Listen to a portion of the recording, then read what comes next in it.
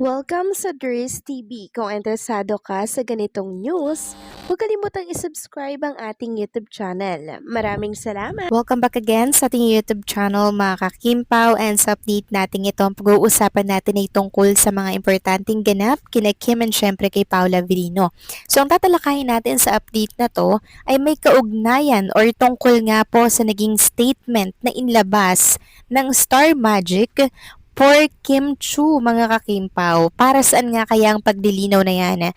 Para saan nga kaya ang official statement na yan? Yan ang malalaman nyo po mamaya. Pero bago po ang lahat, maraming salamat sa inyong patuloy na pag-support at pagsubaybay sa mga daily update natin. Kaya naman bilang pasasalamat, narito po ang isang napili kong komento patungkol ito sa naging previous update. Mula ito kay Ginang Norma Cola. Sabi niya, "Good day sa you, Dries. Ako panatag at naniniwala na buntis si Kimi kasi last Wednesday, may sinabi si Darren malapit na gender reveal, boy or girl. Sagot ni Kim, ano kaya? Ito ang naisipan na totoo. Sana naging totoo para panatag na ang lahat. Sasabihin na lang sana nila Kim at Paolo para matapos ng issue na to. KP forever, dears." Maraming salamat po sa inyong komento. Ginang Norma Cole. Isa din po talaga yan sa pinag-iisipan ng mga Kim Pao fans. Yung sinabi po ni Darren. Kaya nga po lalong lumalakas ang mga usap-usapan sa social media dahil sa mga paganyan-ganyan po nila.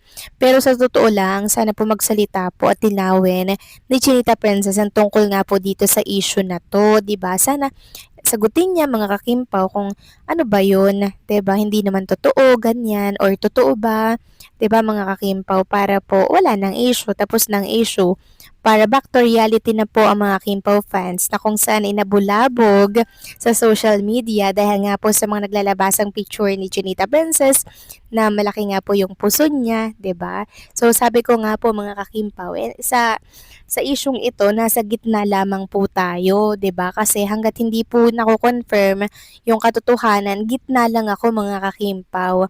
Lagi akong nasa gitna, 'di ba? Kasi ang hirap pong mag-confirm ng ganyan eh. Pwedeng puson, pwedeng totoo, pero syempre, na kay Kim pa rin po ang paliwanag ukol dyan, 'di ba? Na kay Kim po ang statement para matapos na ang usaping 'yan, 'di ba? Masaya tayo kung totoo, kung hindi naman okay lang din naman, 'di ba?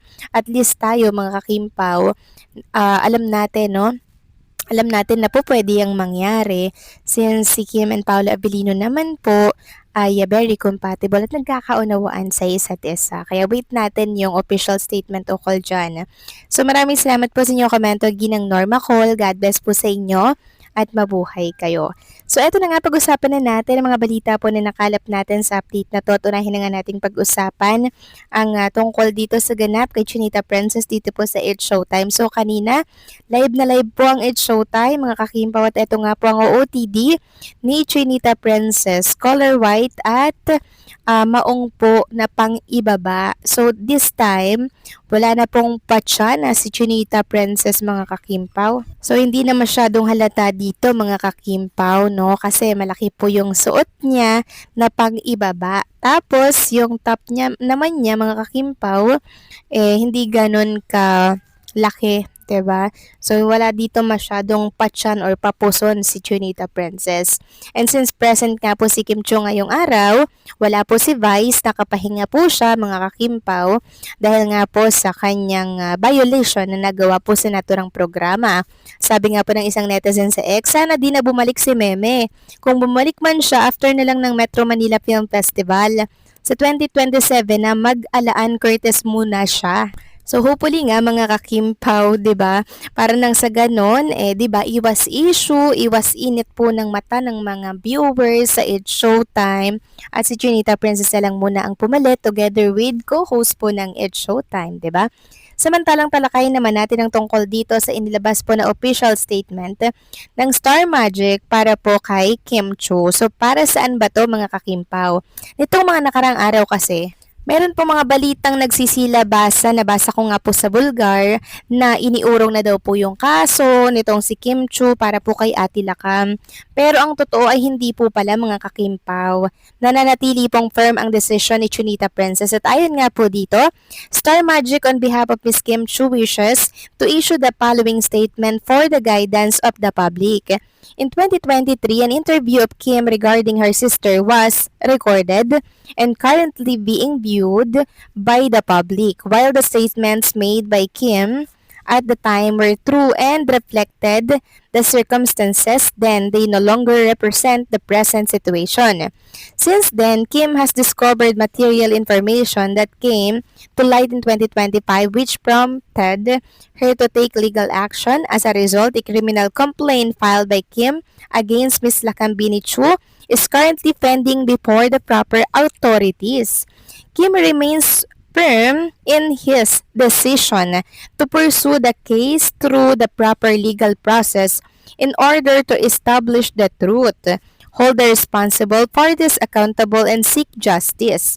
This statement is issued solely to clarify the timeline of events and to avoid any misunderstanding arising from previously recorded statements. As the matter is now the subject of ongoing legal proceedings, we respectfully ask for the public understanding and for Kim's privacy to be respected while the case takes its proper course. Thank you for your continued love and support for Kim. So, ayan po mga kakimpaw, no? Napakalinaw po na ongoing po pa rin pala yung kaso at hindi po ito inurong katulad po ng mga balitang lumalabas ngayon sa social media na may write-ups po tayo, 'di ba, na nabasa tungkol dito na iniurong na nga daw po yung kaso na which is hindi naman po pala totoo dahil ongoing pa rin po at nananatili po ang desisyon ni Chinita Princess na ipurso po yung kasong yun.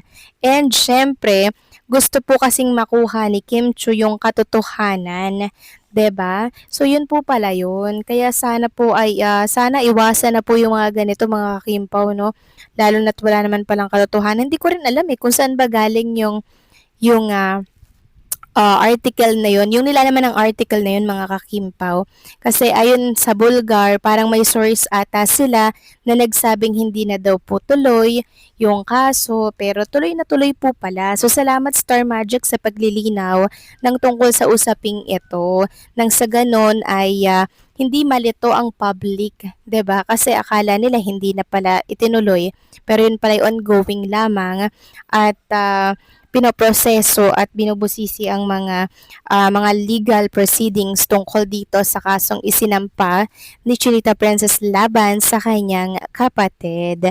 So yun mga kakimpaw at sana po ay malinaw ito sa public at sa lahat po ng mga Kimpaw fans. Kayo ba mga kakimpaw? Anong masasabi ninyo dito sa statement na inilabas ng Star Magic?